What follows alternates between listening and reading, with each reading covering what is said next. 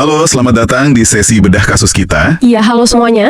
Buat Anda yang selalu penasaran ya, yang nggak gampang puas dengan jawaban di permukaan, kita punya satu topik yang sangat memikat hari ini. Bener banget, topik yang lagi panas-panasnya ini.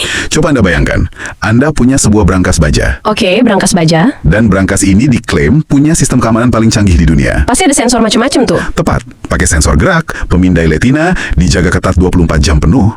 Tapi, suatu pagi, waktu brankas itu dibuka, uang di dalamnya lenyap tak bersisa. Kosong melompong ya? Iya, nggak ada pintu yang rusak, nggak ada sidik jari. Dan yang paling gila nih, Nggak ada rekaman CCTV? betul, nggak ada satupun rekaman kamera pengawas yang nunjukin ada orang masuk atau keluar. Sempurna banget. Bersih, uangnya seolah-olah menguap begitu aja.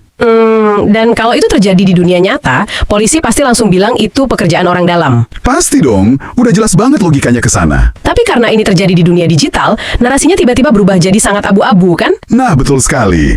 Dan ini bukan skenario film fiksi ilmiah atau cerita mistis ya. Bukan, ini kejadian nyata. Hari ini kita akan membedah sebuah misteri besar di lanskap finansial digital Indonesia yang belakangan ini dijuluki sebagai perampokan hantu. Julukan yang sangat pas sih menurut saya. Sumber informasi kita hari ini fokus pada hilangnya aset senilai triliunan rupiah dari bursa kripto terbesar di Jakarta. Triliunan loh ini, bukan angka yang kecil. Benar, ini realitas keamanan aset digital yang sangat mungkin aplikasinya juga sedang bertengger di layar ponsel Anda saat ini. Bisa jadi Anda salah satu penggunanya. Untuk mengurai benang kusut triliunan rupiah ini, saya sudah bersama rekan pakar kita di sini. Halo. Nah, kalau kita melihat anomali sebesar ini, dari mana kita harus mulai membedah anatomi perampokan yang katanya tanpa jejak ini? Kita harus mulai dari malam kejadian itu sendiri. Oke, malam kejadian ya. Karena apa yang tidak terjadi pada malam itu sebenarnya jauh lebih bercerita daripada apa yang terjadi. Menarik. Apa yang tidak terjadi? Yang sangat menarik di sini adalah betapa rapihnya seluruh operasi ini dieksekusi. Ini bukan sekedar pencurian uang biasa, tapi sebuah manipulasi sistem yang sangat terukur dan dingin. Kayak udah direncanakan matang banget ya. Betul. Kalau kita mau membedah ini secara komprehensif, kita nggak bisa cuma melihat hasil akhirnya. Cuma lihat dompet kosong gitu, nggak cukup ya? Akunya lebat kacamata forensik IT. Wah, ini bakal dalam banget nih. Dan pada akhirnya, kita harus menarik ini ke ranah hukum. Karena biar bagaimanapun, triliunan rupiah yang hilang ini butuh pertanggungjawaban di dunia nyata. Bukan cuma di dunia maya. Tepat sekali, uang beneran itu yang hilang. Oke, mari kita kembali ke malam kejadian. Malam yang seharusnya menjadi malam biasa bagi bursa kripto raksasa ini. Waktunya itu kan tengah malam. Iya, suasananya tengah malam, pasar kripto secara global sedang sangat tenang. Likuiditas nggak terlalu bergejolak. Betul, dan sebagian besar investor di Indonesia jelas sedang tertidur lelap. Waktu yang sempurna buat beraksi. Tapi, di balik kesunyian server itu, aset senilai triliunan rupiah mulai berpindah tangan. Pelan-pelan pindah. Dan taktiknya ini menurut saya sangat manipulatif. Pelakunya nggak mindahin triliunan rupiah itu dalam satu transaksi raksasa yang mencolok. Tentu saja tidak. Kalau mereka ngelakuin satu penarikan masif. Pasti ketahuan dong. Iya, monitoring tools paling dasar sekalipun akan langsung berteriak. Langsung merah semua layarnya. Tepat. Sebaliknya, aset raksasa ini dipecah menjadi ribuan atau mungkin puluhan ribu transaksi kecil. Alirannya tuh bagaikan sungai-sungai kecil yang membanjiri berbagai dompet digital tak dikenal di seluruh jaringan blockchain. Istilahnya smurfing kan? Nah iya, smurfing. Kayak mengosongkan danau raksasa pakai sendok teh. Tapi sendok tehnya digerakkan dengan kecepatan cahaya. Analogi yang sangat pas. Taktik smurfing ini emang dirancang secara khusus untuk terbang di bawah radar pengawasan volume transaksi harian. Biar kelihatannya kayak transaksi wajar pengguna biasa ya. Betul, tapi disinilah letak kejanggalan teknis yang paling fatal. Apa tuh? Bursa kripto sebesar ini, dengan volume transaksi harian triliunan, pasti punya sistem yang disebut autoblock. Oke, autoblock. Semacam sistem pertahanan otomatis. Iya, sistem ini ibarat antibodi saat ada aktivitas yang menyimpang dari pola normal. Misalnya ada ribuan transaksi keluar barengan gitu. Iya, ribuan transaksi keluar secara bersamaan ke alamat yang belum pernah berinteraksi dengan bursa sebelumnya. Sistem autoblock ini seharusnya secara otomatis menyala. Dia akan membekukan seluruh aktivitas withdrawal. Langsung dikunci ya pintunya. Betul, mengunci dompet utama bursa alias hot wallet mereka. Harusnya begitu kan? Tapi fakta dari laporan yang kita baca, pada malam itu, sistem pertahanan berlapis ini sama sekali nggak bergeming. Diam 1000 bahasa. Nggak ada satupun alert yang di-trigger. Sama sekali tidak ada. Sistemnya tertidur lelap, atau lebih tepatnya... Ditidurkan. Iya, sengaja ditidurkan. Wah, sebagai pengguna ini bikin frustrasi sekaligus curiga sih. Jelas, siapa yang nggak panik? Kita tahu persis betapa ketatnya security layer di bursa ini. Ribet banget kan biasanya? Banget. Kalau Anda mau tarik dana sendiri yang jumlahnya mungkin nggak seberapa, Anda harus lewati password. Terus 2 FA Authenticator. Iya, konfirmasi email. Kadang masih disuruh verifikasi wajah lagi. Harus kedip-kedip ke kamera segala macem. Bener. Sistemnya sangat cerewet terhadap kita. Si pemilik sahnya. Tapi malam itu, untuk transaksi triliunan rupiah, Sistem ini seolah-olah membentangkan karpet merah. silahkan lewat gitu aja. Nggak ada flagging. Sistem menyambut instruksi pencurian itu layaknya instruksi dari tuannya sendiri. Sampai esok paginya dompet bursa kosong melompong. Gini, Kalau kita bicara soal algoritma komputer, algoritma itu nggak punya hari libur, Nggak pernah capek. nggak pernah lelah dan nggak bisa lengah. Mereka mengeksekusi instruksi berdasarkan kode. Oke. Ketika sistem keamanan seperti autoblok dilewati begitu saja, itu bukan berarti sistem yang ngebug secara acak. Bukan kebetulan error pas banget waktu ada pencuri masuk ya? Nggak mungkin. Secara arsitektur, kalau sistem menyambut penarikan dana itu sebagai aktivitas yang sah, Berarti transaksinya dianggap sah oleh sistem. betul. Berarti transaksi tersebut diautentikasi dengan private key yang benar. Kunci yang asli. Dan datang dari tingkat otoritas yang paling tinggi di dalam sistem itu sendiri. Wow. Sistem sama sekali tidak melihat kejadian itu sebagai serangan dari luar. Berarti kalau kita tarik ke belakang, narasi dari manajemen bursa ini jadi sangat kontradiktif ya? Sangat bertolak belakang. Pagi harinya setelah kejadian, mereka kan langsung bikin konferensi pers darurat tuh.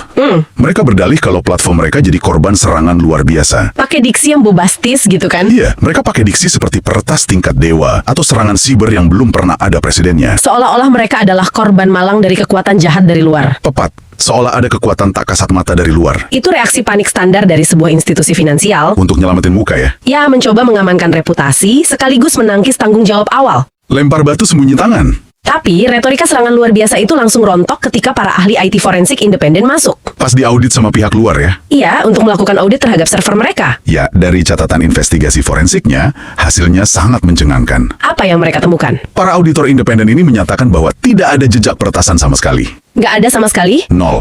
Tidak ada brute force attack.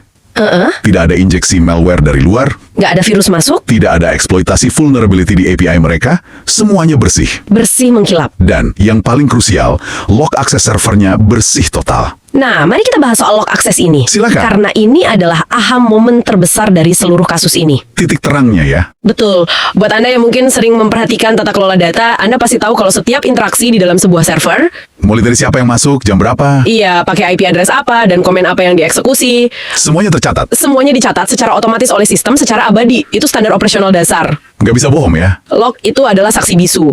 Fakta bahwa log akses di malam kejadian ini bukan cuma nggak menunjukkan tanda peretasan, Tapi benar-benar bersih. bersih seolah-olah baru disapu. Itu adalah petunjuk paling masif yang kita punya. Tunggu. Maksudnya bersih itu catatannya sengaja dihapus. Iya, dihapus manual. Kalau kembali ke analogi berangkas tadi, si perampok nggak cuma masuk tanpa merusak kunci, tapi dia juga tahu persis di mana ruang kontrol CCTV berada. Dan punya akses ke sana. Dan punya izin penuh untuk mematikan dan menghapus rekaman malam itu tanpa memicu alarm sabotase. Tepat sekali analoginya. Menghapus jejak di dalam log akses server bursa kripto raksasa itu bukan perkara gampang loh. Susah banget ya pasti. Lapisannya banyak. Ingat, log mereka biasanya terdesentralisasi. Atau minimal punya backup di cloud server yang berbeda. Jadi nggak cuma ngapus di satu tempat. Betul. Siapa yang punya hak istimewa atau privilege untuk menghapus jejak secara permanen lintas server seperti itu? Nggak sebarang orang IT bisa kan? Jawabannya sangat amat sempit. Siapa? Hanya administrator tingkat tinggi dengan akses root terdalam. Wah. Ini sama sekali bukan pekerjaan peretas level menengah yang mengeksploitasi celah di sisi pengguna. Yang iseng-iseng nyoba gitu bukan ya? Bukan, Anda harus memegang kunci kerajaan untuk bisa menghapus sejarah kerajaan tersebut. Masuk akal. Masuk akal banget. Tapi, di sisi lain, ada rumor liar nih yang sengaja dihembuskan Rumor apa tuh? mungkin oleh pihak-pihak tertentu ya. Rumornya bilang bahwa pelakunya menggunakan kecerdasan buatan atau AI yang sangat canggih. Oh, yang AI super itu. Iya, teorinya bilang begini, ini adalah manipulasi AI ilegal yang bisa menembus algoritma sekuat apapun. Dan AI ini meniru behavior administrator, makanya lognya bisa bersih. Jadi AI-nya yang disalahin. Iya, seolah-olah AI ini adalah entitas gaib super pinter yang bisa jalan sendiri. Seberapa masuk akal sih argumen ini sebagai bentuk pembelaan? Argumen AI itu emang sangat seksi untuk dijadikan headline berita. Clickbait banget ya. Dan jujur saja, argumen itu sangat efektif untuk menakut-nakuti dan mengaburkan pemahaman publik awam. Bikin orang awam mikir, wah canggih banget nih musuhnya. Raffi, Oke, gimana tuh? tidak peduli seberapa canggih machine learning atau AI yang Anda miliki saat ini. Untuk mengesahkan perpindahan triliunan rupiah di blockchain, AI tersebut tetap membutuhkan private key. Kunci privatnya? Iya, kunci utamanya. Dan private key itu nggak bisa sekedar ditebak begitu saja oleh AI kan? Mustahil. Apalagi dalam rentang waktu yang rasional. Nggak akan kekejar ya komputasinya. Nggak bakal. Private key itu adalah deretan karakter kriptografis yang nyaris mustahil untuk dipecahkan melalui metode brute force. Meskipun pakai komputer paling canggih. Bahkan kalau Anda mengerahkan superkomputer paling canggih sejagat raya sekalipun, butuh waktu jutaan tahun. Wah, selama itu. Jadi, pertanyaannya bukan apakah AI yang melakukan eksekusi penarikan dana itu. Terus pertanyaan tajamnya apa? Kalaupun itu AI, siapa yang menyuapi AI tersebut dengan private key administrator bursa? Ah, bener juga. AI nggak bisa dapetin kunci itu sendiri. AI tidak menciptakan kunci itu dari ketiadaan. Pasti ada yang ngasih dong. Seorang manusia dengan otoritas tinggi harus memberikan data kunci itu kepadanya. Wah, ini benar-benar menelanjangi alibi serangan luar biasa tadi ya. Sangat melanjangi. Kalau kita merangkai semua kegagalan forensik dalam menemukan jejak peretasan eksternal ini membentuk profil pelaku yang sangat spesifik. Udah mulai kelihatan bentuknya. Kita nggak lagi berurusan dengan hacker amatir bermasker di depan layar warnet yang temaram. Bukan anak-anak pakai hoodie hitam di ruang gelap. Ya, sang hantu ini sangat diduga kuat adalah sosok Rah Tutih. Setuju, orang dalam. Seseorang yang datang ke kantor bursa, pakai jas rapi, duduk di kursi eksekutif, dan tahu persis kelemahan sistem yang dia bangun sendiri. Iya, probabilitasnya mengarah sangat kuat ke sana. Dan yang membuat publik semakin marah adalah ironi dari situasi ini. Ironi gimana maksudnya? Selama bertahun-tahun, manajemen bursa ini membangun citra diri di media. Oh iya, mereka membranding diri sebagai Pahlawan ekonomi digital masa depan Indonesia. iya, bener banget. Sering masuk majalah bisnis kan? Dipuja sebagai inovator muda yang brilian. Panutan anak muda. Tapi begitu krisis terjadi dan triliunan uang nasabah lenyap, Mereka mendadak bungkam 1000 bahasa. keheningan mereka itu sangat memekakkan telinga. Nggak ada transparansi audit ke publik. Cuma rilis pers singkat aja ya waktu itu. Ia rilis pers yang berlindung di balik jargon teknologi misterius. Benar. Motifnya tuh sangat klasik sebenarnya. Keserakahan. Keserakahan. Tapi di era Web3 ini, keserakahan manusia yang primitif itu mendapatkan pelindung baru yang sangat elegan. Yaitu anonimitas blockchain. Betul, anonimitas. Sangat tidak adil kalau istilah kesalahan teknis atau kecanggihan AI dipakai sebagai tameng. Tameng buat menutupi apa? Menutupi kemungkinan terkuat adanya praktek pencucian uang secara masif oleh orang dalam. Saya sepakat sepenuhnya. Dan itu membawa kita ke konsekuensi logis berikutnya nih. Oke, apa tuh konsekuensinya? Kalau secara teknis dan forensik semuanya mengarah ke internal bursa, bagaimana sistem peradilan kita bisa membuktikan hal ini? Nah ini dia, ini pertanyaan besarnya. Ini adalah transisi yang paling menantang dari kejahatan cyber ke ruang sidang. Itu dia yang bikin saya kepikiran. Bagaimana hukum konvensional kita bisa menjerat pelaku yang bersembunyi di balik barisan kode? Apalagi yang jejaknya saja sudah dihapus bersih. Iya kan? Bukannya hukum pidana kita tuh butuh bukti fisik atau setidaknya jejak tindakan yang jelas. Nah, ini adalah krisis filosofis dalam hukum modern kita saat ini. Anda pernah dengar konsep mens rea? Mens rea, niat jahat kan? Guilty mind. Betul. Dalam hukum pidana, untuk memenjarakan seseorang, membuktikan bahwa tindakan kejahatannya terjadi atau actus reas, itu tidak cukup. Harus ada niatnya. Anda harus bisa membuktikan bahwa ada niat jahat yang mendasari tindakan tersebut. Kalau di dunia fisik sih gampang ya buktinya. Relatif mudah. Kalau ada terekam CCTV seseorang bawa senjata api dan menodong teller bank. Wah, itu sih niat jahatnya udah termanifestasi dengan sangat jelas. Terlihat nyata kan? Tapi bayangkan di dunia digital. Senjatanya bukan pistol. Senjatanya adalah sebaris kode. Dan kode itu dieksekusi oleh mesin yang menganggap itu instruksi sah dari seorang super admin. Mesin kan nggak tahu itu niat jahat atau bukan. Tepat. Bagaimana Anda membuktikan niat jahat dari sebuah eksekusi server pada pukul 1 dini hari? Apalagi kalau yang mengeksekusi komen itu menggunakan kunci otorisasi yang sah ya. Betul. Pelakunya bisa aja nanti dengan santai berargumen di pengadilan. Bilang apa mereka? Oh, sistem kami error waktu itu. Itu bukan kami yang perintahkan. Wah, enak banget bilangnya. Itu kayak mencoba menuntut sebuah kalkulator atas tuduhan pencurian. Padahal yang menekan tombol kalkulatornya yang bersalah. Iya bener. Jadi apakah ini artinya hukum kita lumpuh? Tunggu dulu. Apakah ribuan investor ini harus pasrah, uangnya lenyap gitu aja karena celah pembuktian ini? Tidak, hukum tidak selumpuh itu. Oh, ada celah hukum lain. Ada mekanisme adaptasi. Disinilah kita harus melihat dari sudut pandang tanggung jawab korporasi. Oke, tanggung jawab perusahaan pengelola bursanya. Ada konsep yang sangat relevan untuk kasus seperti ini, yaitu prinsip proporsionalitas. Menarik nih, prinsip proporsionalitas. Bagaimana prinsip itu diaplikasikan dalam skenario bursa digital yang kebobolan ini? Prinsip ini pada dasarnya menyatakan bahwa tanggung jawab hukum dari sebuah bursa atau platform penyimpan dana publik itu harus sebanding dan proporsional dengan klaim keamanan yang selama ini mereka iklankan. Jadi jualan mereka tuh jadi bumerang ya? Coba Anda ingat, selama bertahun-tahun, bursa kripto di Jakarta ini mengkampanyekan apa ke publik? Wah, mereka kan selalu bilang sistem mereka kebal retas. Diamankan oleh enkripsi tingkat militer katanya. Iya, dan pakai cold storage atau penyimpanan luring yang tidak bisa ditembus oleh siapapun. Nah, mereka membangun trust dari janji keamanan absolut tersebut kan? Oke, jadi kalau saya boleh menyintesiskan ini ya. Silahkan. Berarti beban pembuktiannya sekarang berbalik arah dong. Betul sekali, berbalik 180 derajat. Kalau sebuah bursa dengan bangga teriak ke seluruh Indonesia bahwa sistem mereka itu benteng yang nggak bisa ditembus. Tapi tiba-tiba uang triliunan lenyap tanpa ada sekelumit pun jejak peretasan dari luar. Bersih tanpa jejak. Maka secara hukum, bukan lagi tugas para korban yang uangnya hilang untuk nyari tahu siapa sosok hantu tersebut. Tepat sekali. Karena klaim awal mereka adalah keamanan yang tak tertembus. Iya. Maka ketika benteng itu tertembus tanpa bukti serangan eksternal, Bursanya sendiri yang harus tanggung jawab. Bursa itulah yang memikul beban pembuktian. Mereka yang harus membuktikan. Mereka yang harus maju ke depan majelis hakim dan menjelaskan secara rasional dan terukur. Gimana caranya hantu bisa masuk? Bagaimana mungkin sang hantu bisa mendapatkan kunci akses tertinggi jika bukan dari pihak mereka sendiri? Wah, benar juga. Manajemen bursa nggak bisa lagi sekedar angkat tangan. Nggak bisa bilang, maaf sistem kami dibobol oleh teknologi masa depan. Karena ahli forensik independen udah menyatakan lognya bersih total kan? Alasan pembobolan dari luar otomatis gugur secara teknis. Gugur total ya? Nggak ada alasan lagi. Hukum harus menegaskan garis batas yang jelas di sini. Harus tegas ya. Jangan mau dibodohi jargon IT. Teknologi canggih, blockchain, AI, atau jargon kriptonatif lainnya tidak boleh dipakai sebagai smoke screen. Sebagai tabir asap ya. Iya, tabir asap untuk mengaburkan tindak pidana pencurian konvensional. Intinya pencurian tetaplah pencurian. Mengambil aset yang bukan milik Anda tanpa hak adalah kejahatan. Terlepas dari apakah alat yang dipakai itu linggis baja pembobol berangkas di dunia fisik. Atau skrip otomatis pembobol wallet di server digital. Semuanya sama di mata hukum. Ini benar-benar membuka mata kita tentang realitas di balik gemerlapnya narasi keuangan digital ya. Fakta yang sering tertutupi oleh janji manis teknologi. Mari kita rangkum apa saja wawasan esensial yang sudah kita bedah hari ini.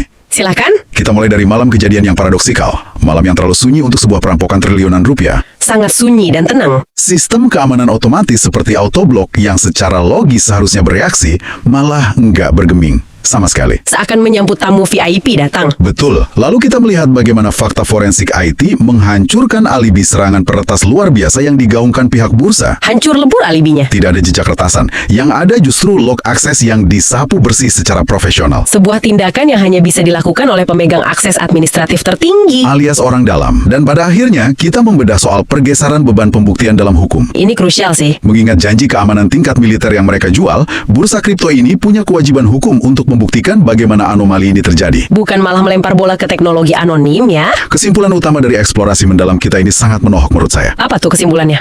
Perampokan hantu ini sama sekali bukan sekedar soal adu canggih teknologi. Setuju.